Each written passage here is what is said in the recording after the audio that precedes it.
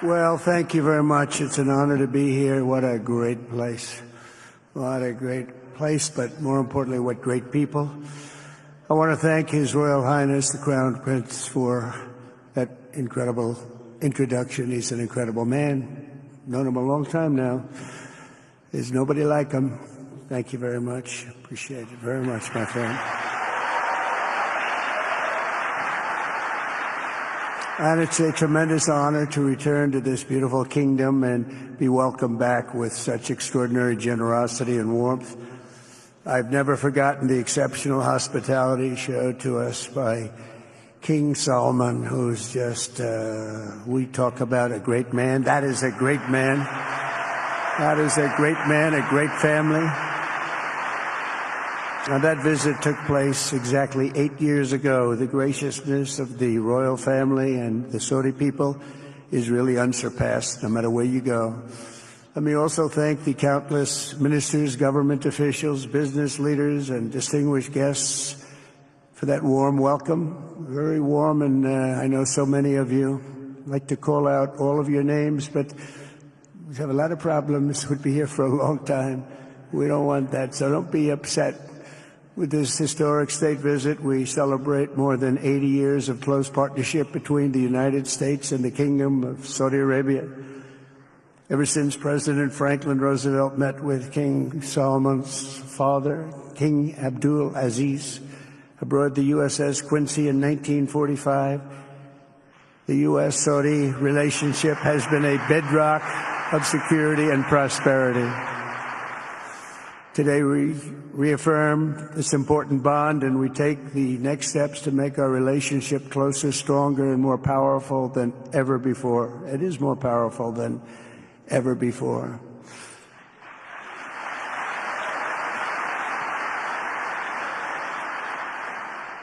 And by the way, it will remain that way. We don't go in and out like other people. It will remain that way.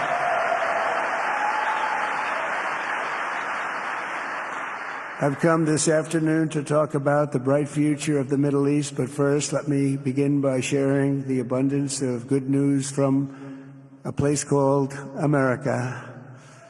In less than 4 months, our new administration has achieved more than most other administrations accomplish in 4 years or even 8 years. We've actually done, for the most part, more. The day I took office, we inherited, thank you. Thank you.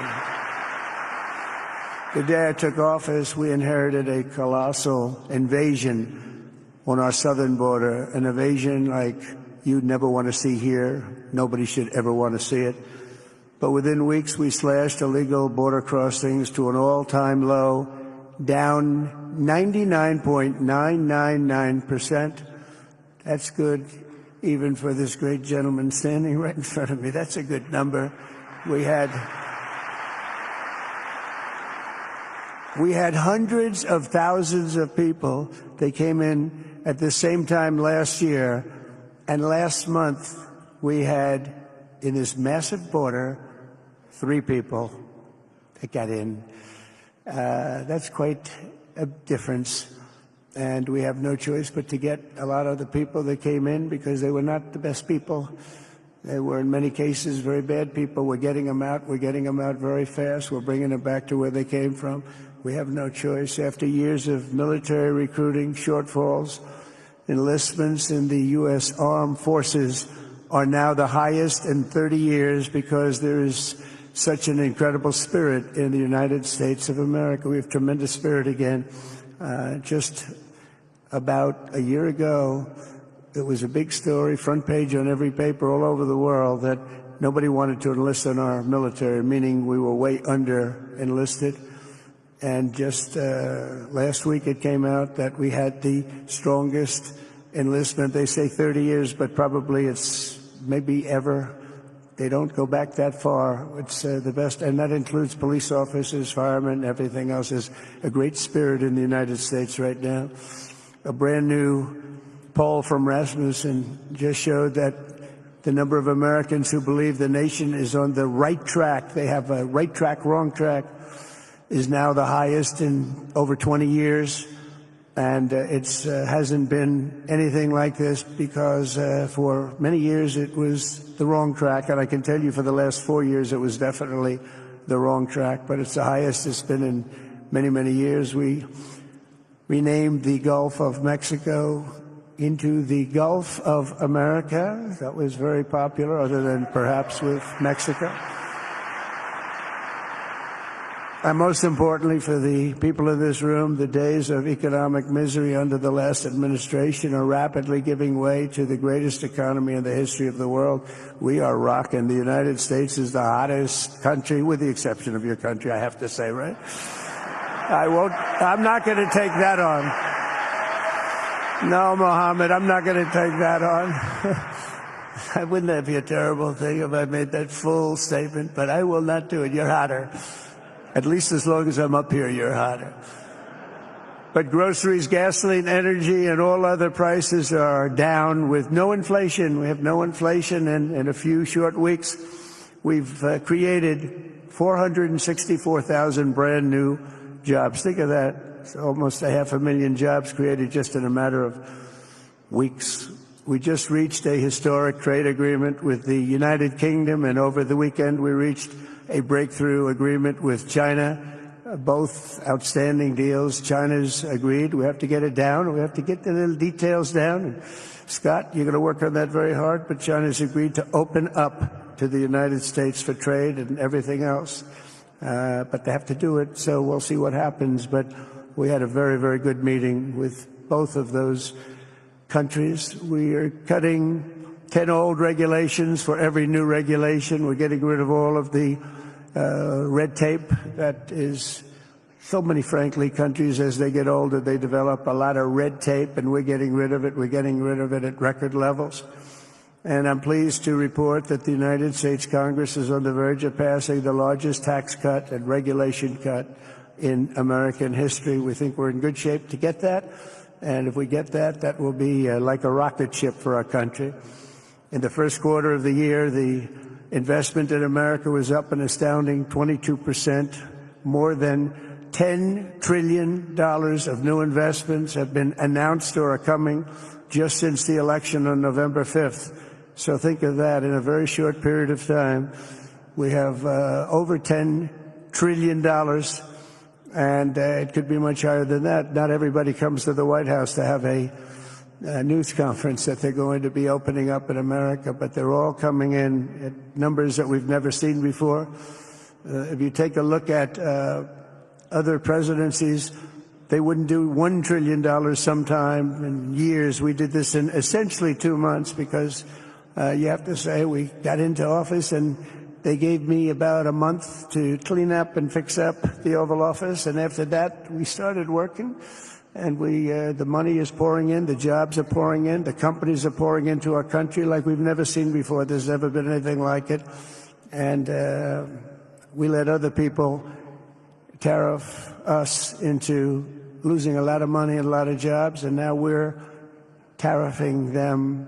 And it's at a level that nobody's seen. It's a level that is making us a very much different country and a very different Republican Party. We won a tremendous victory in November. We won all 7 swing states, the popular vote by millions and millions of votes. The Electoral College we won by 312 to 226. Remember they said, well, we could get to 270. No, we got to 312. That's a big difference. And very importantly, we won counties throughout the United States, 2,660 to 451.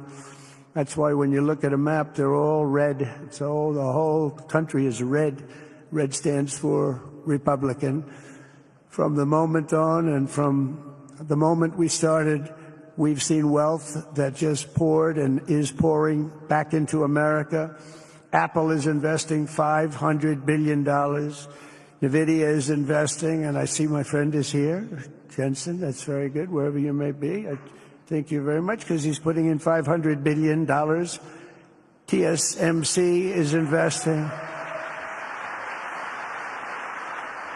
Where is Jensen, by the way? Where is he? He's standing here. Where is he? I just saw that. Thank you very much, Jensen. I mean, Tim Cook isn't here, but you are.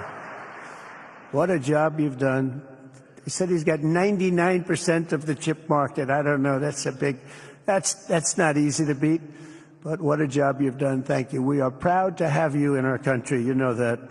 Thank you for the investment. TSMC is investing $200 billion, and with this trip, we're adding over $1 trillion more in terms of investment into our country and buying our products. And, you know, nobody makes military equipment like us. We have the best military equipment, the best missiles, the best rockets, the best everything. Best submarines, by the way. Most lethal weapon in the world. In addition to purchases of $142 billion of American-made military equipment by our great Saudi partners, the largest ever. This week there are multi-billion-dollar commercial deals with Amazon, Oracle, AMD. They're all here. Uber, Qualcomm, Johnson & Johnson, and many, many more. So I want to congratulate everybody. So many great business executives, many of you, most of you I know. And they're coming in, you know, about a month ago. They weren't that happy when they saw me. And now they're saying, sir, you're doing a great job. Thank you very much. It's amazing what a rising market will do. Oh, it's going to get a lot higher. In fact, I told people 5 weeks ago, this is a great time to buy. I got criticized for that. Now they don't criticize me anymore. People should have listened. But it's going to go a lot higher. You see, we've never had anything like this happen. It's an explosion of investment and jobs, and great companies are coming in. Never seen anything like it. There's no better place to make a future or make a fortune, or do anything, frankly, than what we have in the United States of America under a certain President, Donald J. Trump. I have the right attitude. I have the same attitude that the people in the front row, second row, third row have. As you get back, perhaps they start to wane a little bit in terms of their view. But they understand, and we're doing what a lot of smart people would do. And we're not necessarily being politically correct. You saw what we did yesterday with health care. We've cut our health care by 50 to 90%. You're going to see drugs and pharmaceuticals come down at numbers that nobody has ever seen. And drugs, pharmaceuticals, we think will be dropping. And it will be a redistribution of costs with other nations, which really took advantage of a very nice group of people that ran our country. But not only is this a time of incredible excitement in the United States, it's also an exhilarating period right here in the Arabian Peninsula. Beautiful place, by the way. Beautiful place. Exactly. Thank you. Exactly 8 years ago this month, I stood in this very room and looked forward to a future in which the nations of this region would drive the forces of terrorism and extremism, drive them right out of existence, and take your place among the proudest, most prosperous, most successful nations anywhere in the world as leaders of a modern and rising Middle East. So exciting. So exciting. Mohammed, do you sleep at night? How do you sleep? Huh? Just think it.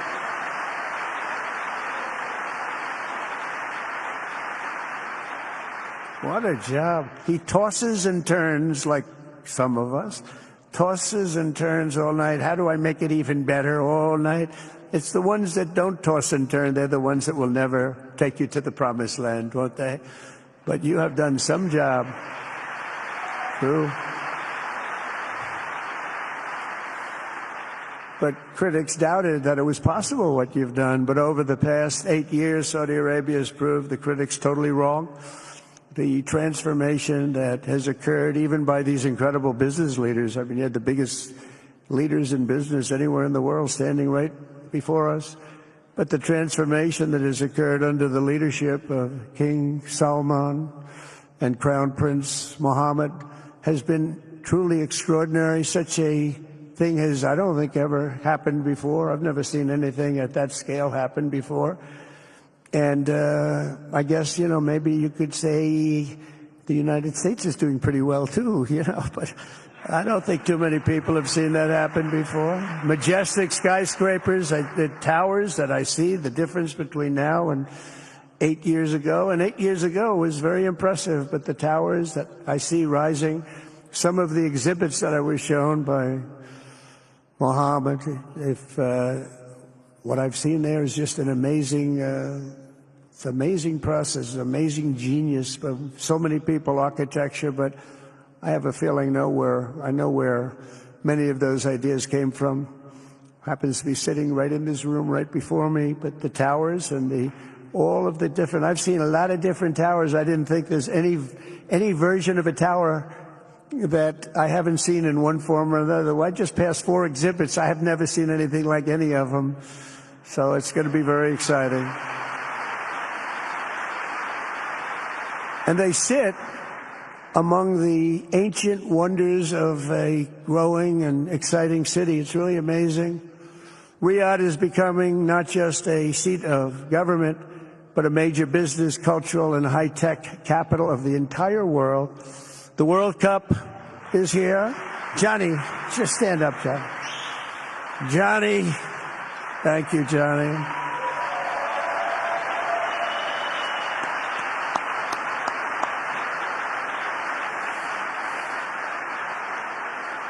Great job, Johnny, great job. But the World Cup and the World Expo will soon be coming here. It's like the World Cup is coming to the United States. It's going to be really exciting next year. The engines of Formula One racing now roar through the streets of Jeddah in a historic milestone. Other industries recently surpassed oil. Think of it. All of your other industries now have surpassed oil. I don't know if a lot of people will understand what that means. It's so big to make up a majority of the Saudi economy for the very first time ever. So think of that. Other industries are now bigger even than oil, which is always going to be a big monster. It's a big one. But that's a great tribute to you and economic development properly used. In other cities throughout the peninsula, places like Dubai and Abu Dhabi, Doha, Muscat, the transformations have been unbelievably remarkable. Before our eyes, a new generation of leaders is transcending the ancient conflicts of tired divisions of the past and forging a future where the Middle East is defined by commerce, not chaos, where it exports technology, not terrorism, and where people of different nations, religions, and creeds are building cities together, not bombing each other out of existence. We don't want that.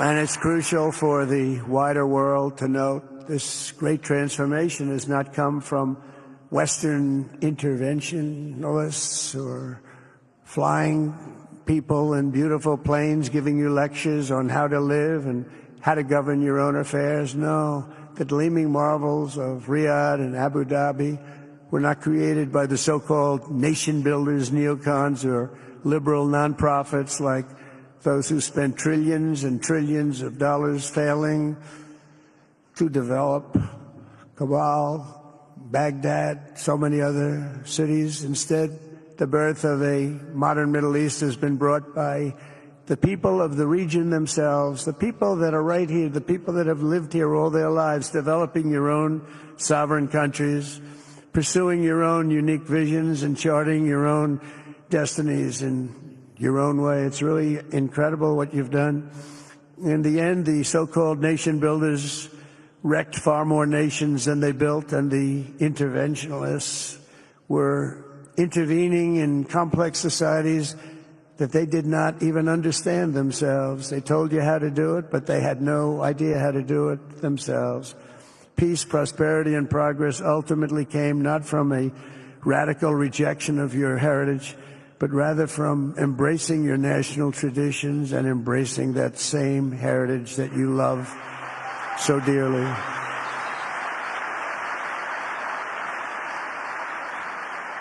And it's something only you could do. You achieved a modern miracle, the Arabian way. That's a good way.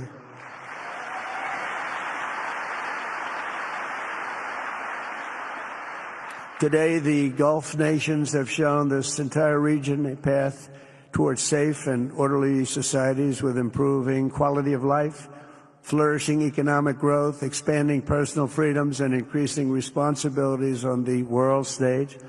After so many decades of conflict, finally it is within our grasp to reach the future that generations before us could only dream about, a land of peace, safety, harmony, opportunity, innovation, and achievement right here in the Middle East. So beautiful. It's such a beautiful thing that's happening. I guess, the people that are here can't even really appreciate it because you see it happening, and it's when you come to a place that you haven't seen in 5 years or 10 years or 20 years that it's even more incredible.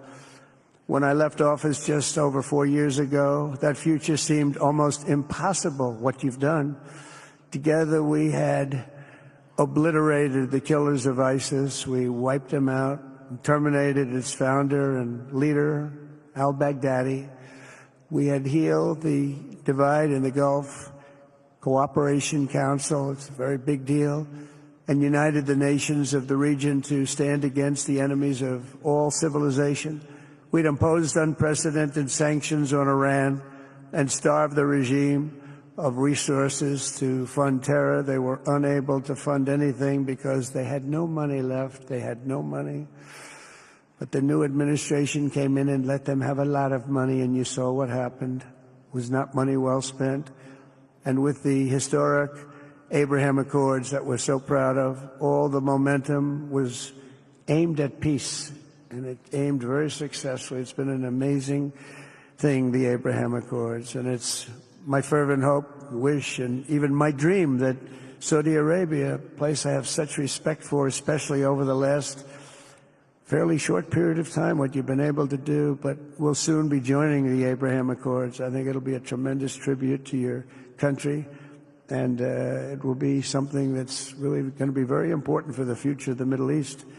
I took a risk in doing them, and they've been an absolute bonanza for the countries that have joined. The Biden administration did nothing for 4 years. We would have had it filled out. But it will be a special day in the Middle East with the whole world watching when Saudi Arabia joins us, and you'll be greatly honoring me, and you'll be greatly honoring all of those people that have fought so hard for the Middle East. And I really think it's going to be something special, but you'll do it in your own time, and that's what I want, and that's what you want, and that's the way it's going to be. When I left office, the only thing still standing between this region and its unbelievable potential was a small group of rogue actors and violent thugs seeking constantly to drag the Middle East backward and into havoc, mayhem, and indeed into war. Unfortunately, instead of confronting these destructive forces, the last U.S. administration chose to enrich them and empower them and give them billions and billions of dollars. The Biden administration, the worst administration in the history of our country, by the way, spurned our most trusted and long-standing Gulf partners, and I can say partners worldwide, one of our great, great partners, no matter who we look to, and we have great partners in the world, but we have none stronger and nobody like the gentleman that's right before me. He's your greatest representative, greatest representative.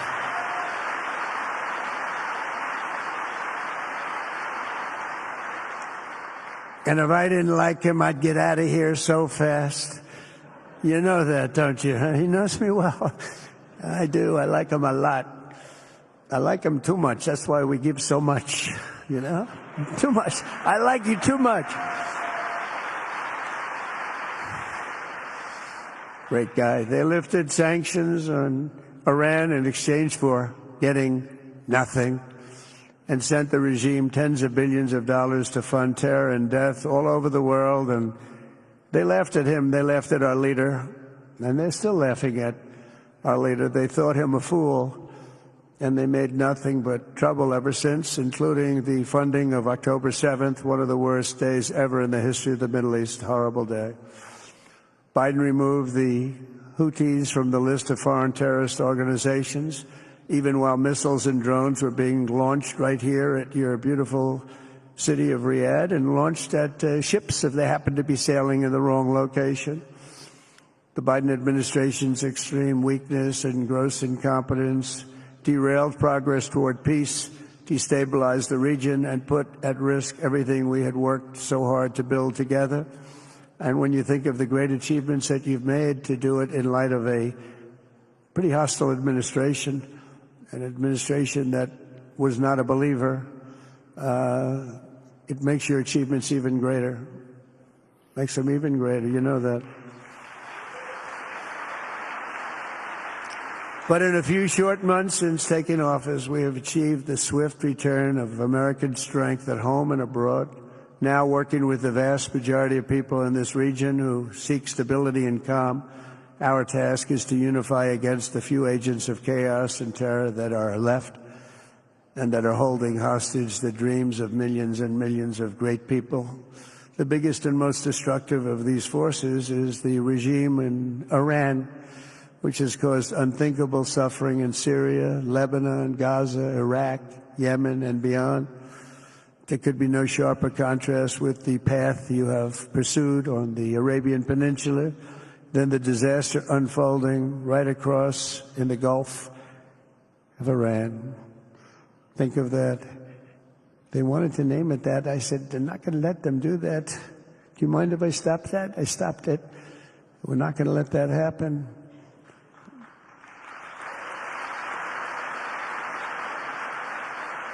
While you have been constructing the world's tallest skyscrapers in Jeddah and Dubai, Tehran's 1979 landmarks are collapsing into rubble and dust. They had it going for a little while under a much different system, but those buildings are largely falling apart, falling down, while you're building some of the world's biggest and most incredible infrastructure projects.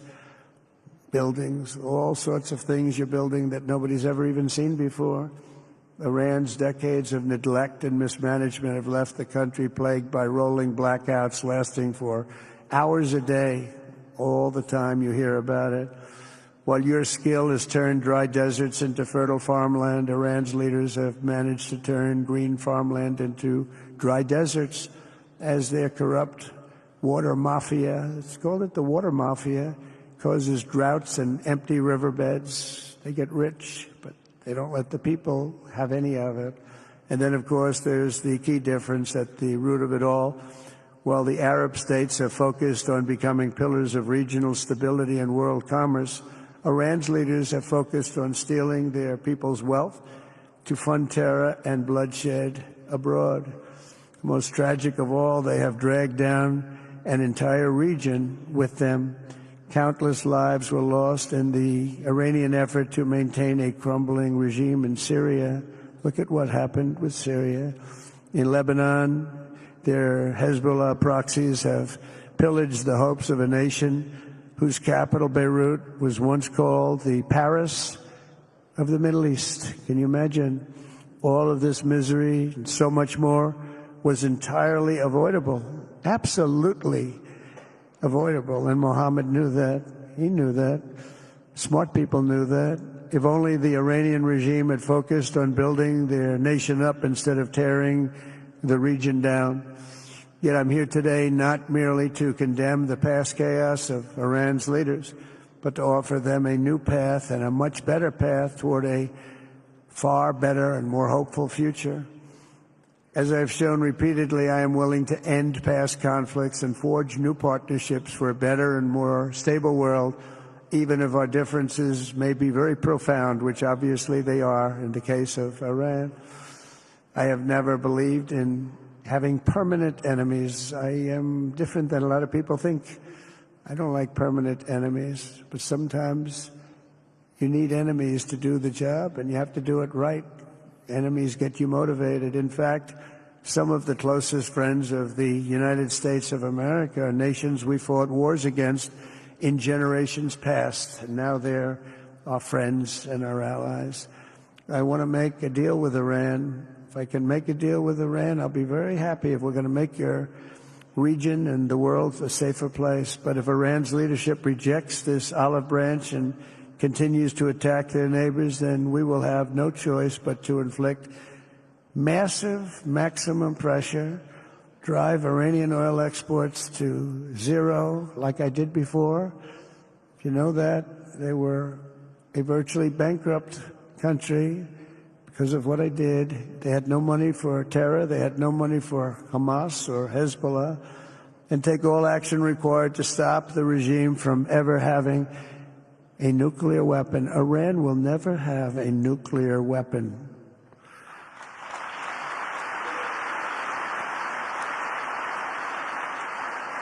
But with that said, Iran can have a much brighter future, but will never allow America and its allies to be threatened with terrorism or nuclear attack. The choice is theirs to make. We really want them to be a successful country. We want them to be a wonderful, safe, great country, but they cannot have a nuclear weapon. This is an offer that will not last forever. The time is right now for them to choose. Right now, we don't have a lot of time to wait. Things are happening at a very fast pace. They're happening right here. They're happening at a very fast pace. So they have to make their move right now, one way or the other. Make your move. As I said in my inaugural address, my greatest hope is to be a peacemaker and to be a unifier. I don't like war. We have the greatest military, by the way, in the history of the world. You know, I rebuilt our military in my first 4 years and rebuilt it into the most powerful military there is. And you saw that when I knocked out ISIS in 3 weeks. People said it would take 4 years, 5 years. I did it. We did it in 3 weeks. Just days ago, my administration successfully brokered a historic ceasefire to stop the escalating violence between India and Pakistan. And I used trade to a large extent to do it. I said, fellas, come on, let's make a deal. Let's do some trading. Let's not trade nuclear missiles. Let's trade the things that you make so beautifully. And they both have very powerful leaders, very strong leaders, good leaders, smart leaders. And it all stopped. Hopefully it'll remain that way, but it all stopped. I was very proud of Marco Rubio and all of the people that worked so hard. Marco, stand up. What a great job you did on that. Thank you, J.D. Vance, Marco. The whole group worked with you, but it was a great job. And I think they're actually getting along. Maybe we can even get them together a little bit, Marco, where they go out and have a nice dinner together. Wouldn't that be nice?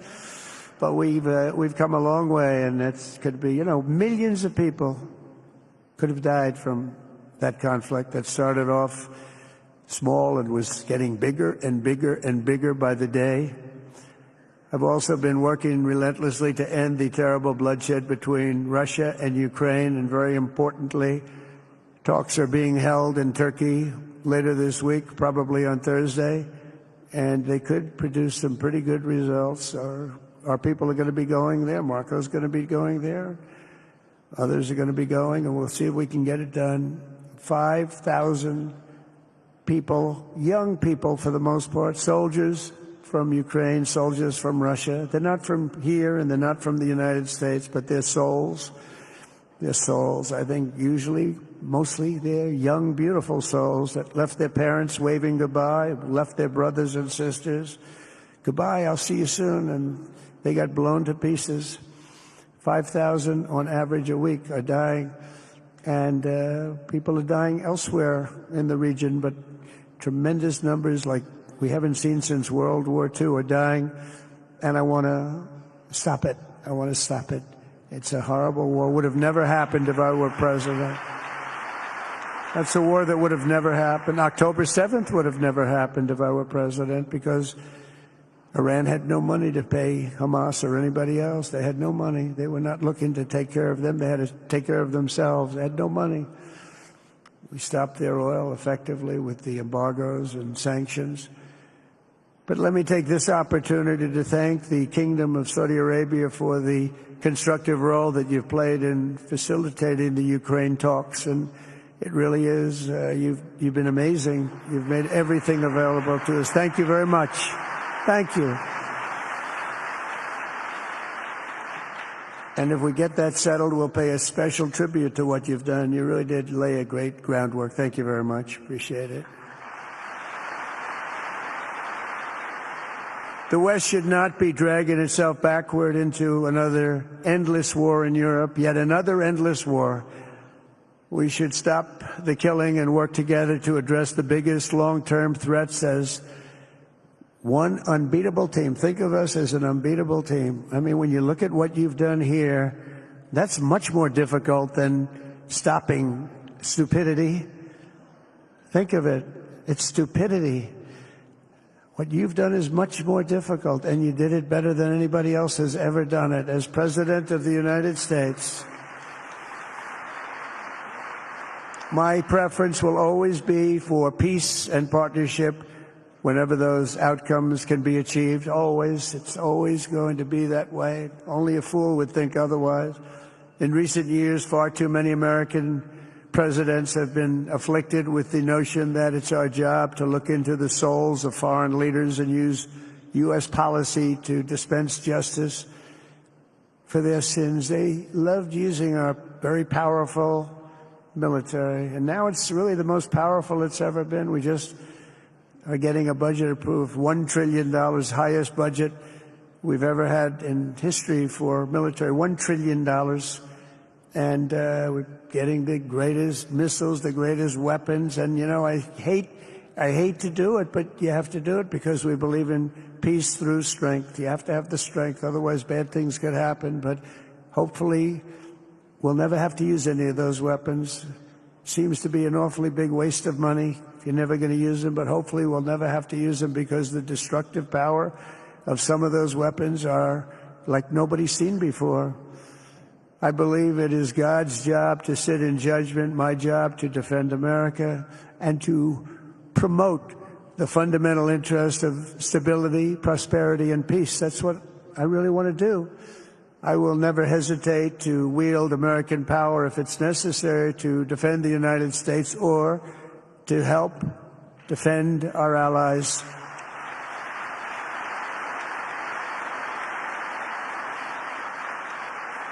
And there will be no mercy for any foe who tries to do us or them harm. We will have no mercy. They understand that. That's why I've been pretty lucky. A lot of people think, you know, he's looking to fight. He's looking to fight, and things get settled. It's an amazing thing when they really think you mean it. But we do. We have the greatest military, the strongest military, stronger than any. Nobody's even close. We have the best weapons in the world. But we don't want to use them. If you threaten America or our partners, however, then you'll be faced with overwhelming strength and devastating force. We have things that you don't even know about, you don't hear about. And if you did, you'd say, wow.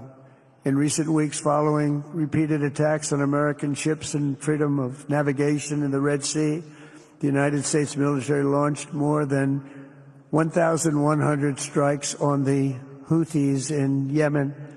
As a result, the Houthis agreed to stop.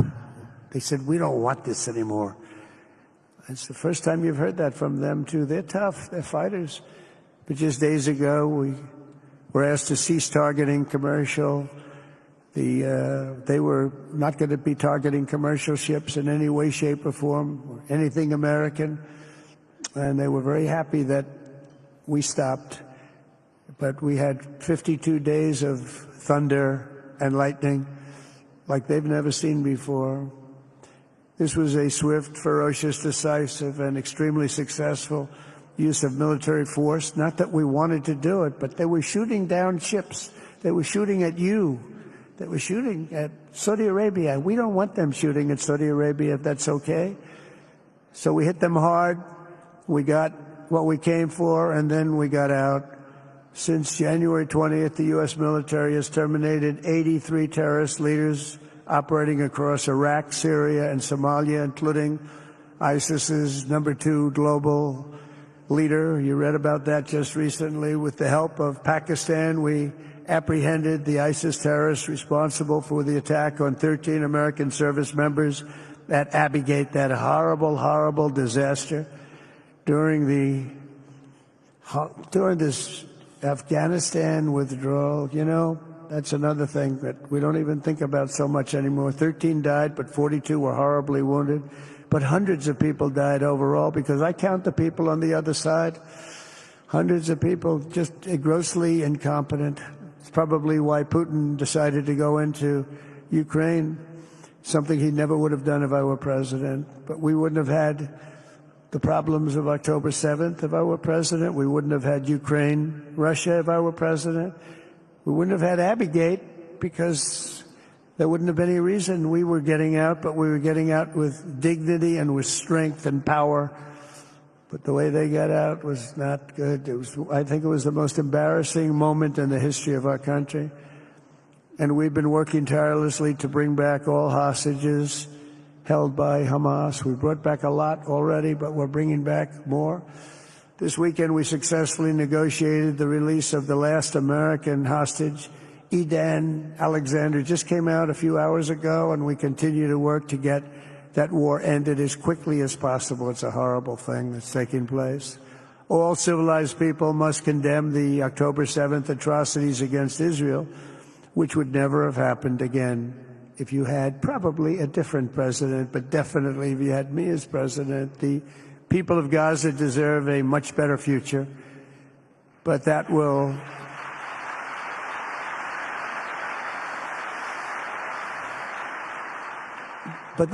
or can not occur as long as their leaders choose to kidnap, torture, and target innocent men, women, and children for political ends. The way those people are treated in Gaza, there's not a place in the world where people are treated so badly. It's horrible. After years of suffering, two of the nations most ravaged by terror are finally beginning to end their long nightmares under the new generation of leaders. In Lebanon, where a friend of mine has just become the ambassador. He's going to be great. I said, you know, that could be a very dangerous job. He said, I was born there. I'm Lebanese. I love that country. I said, but it's very dangerous. You know, this is a friend of mine from New York. I said, but it's very dangerous. Are you sure you want to do it? I never thought of him as being a warrior, but he is a warrior. He loves this country. He said, if I'm injured or die, I'm dying for a country that I love. He grew up there. It's horrible what's happened in Lebanon, but you have a great ambassador, I can tell you that. In Lebanon, which has been endlessly victimized by Hezbollah and their sponsor, Iran, a new president and prime minister brought the first real chance in decades for a more productive partnership with the United States, and we're going to work with their new ambassador and everybody else, Marco, and we're going to see if we can really help them out and let them get over that very high grid that they're going to have to get over. My administration stands ready to help Lebanon create a future of economic development and peace with its neighbors. They have tremendous people in Lebanon, doctors, lawyers, great professional people. I hear it so many times. Likewise, in Syria, which has seen so much misery and death, there is a new government that will hopefully succeed in stabilizing the country and keeping peace. That's what we want to see in Syria. They've had their share of travesty, war, killing, many years. That's why my administration has already taken the first steps toward restoring normal relations between the United States and Syria for the first time in more than a decade. And I'm very pleased to announce that Secretary Marco Rubio will be meeting with the new Syrian foreign minister in Turkey later this week. And very importantly, after discussing the situation in Syria with the Crown Prince, your Crown Prince,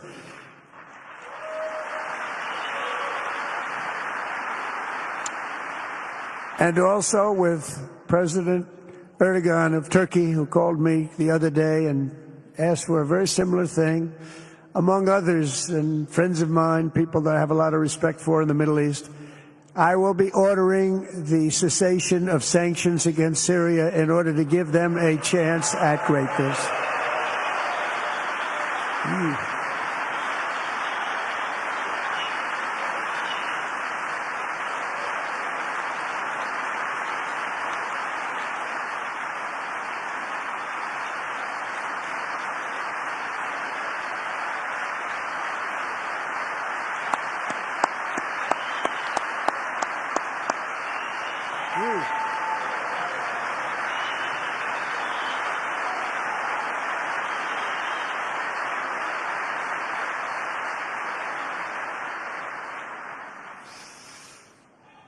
Oh, what I do for the Crown Prince. The sanctions were brutal and crippling and served as an important function, nevertheless, at the time. But now it's their time to shine. It's their time to shine. We're taking them all off, and they're going to have, I think they're going to have, based on the people and the spirit and everything else that I'm hearing about. So I say good luck, Syria. Show us something very special like they've done, frankly, in Saudi Arabia. Okay? They're going to show us something special. Very good people. Everywhere we can, my administration is pursuing peaceful engagement, offering a strong and steady hand of friendship to all that will take it in good faith.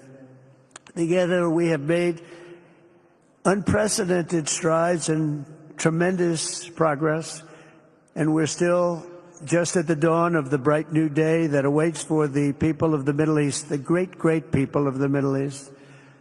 If the responsible nations of this region seize this moment, put aside your differences and focus on the interests that unite you, then all of humanity will soon be amazed at what they will see right here in this geographic center of the world. It really is. It's like a center of the world and the spiritual heart of its greatest faiths. For the first time in 1,000 years, the world will look at this region not as a place of turmoil and strife and war and death, but as a land of opportunity and hope, just like you've done right here, a cultural and commercial crossroads of the planet. Security and stability will lift millions into lives of safety and success, and the nations of this region will be free to realize your highest destinies, honor your proud histories, harness amazing new opportunities, and bring incredible glory to Almighty God. People will come from all over the globe to be inspired by the cities you build, the businesses you create, the technologies you invent, and the beauty, talent, and potential you unleash right in the hearts of your citizens. Each of you will be able to take tremendous pride in the legacy you will leave to your children, because you will have given them the ultimate blessings of prosperity and peace. So important. In the United States, we've launched the golden age of America. It's the golden age. We see it. We see it with all that money, trillions and trillions and dollars pouring in, hundreds of thousands of jobs coming in with it. And with the help of the people of the Middle East, the people in this room, partners throughout the region, the golden age of the Middle East can proceed right alongside of us. We will work together. We will be together. We will succeed together. We will win together. And we will always be friends.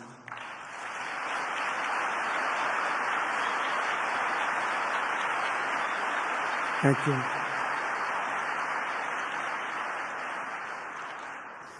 So, Mohammed, I want to thank you again very much for having me. And as a representative of what I think is the greatest nation in the world, we are with you all the way, and you have a tremendous future. Thank you very much. And please pay my respects to your father. Thank you very much. Thank you.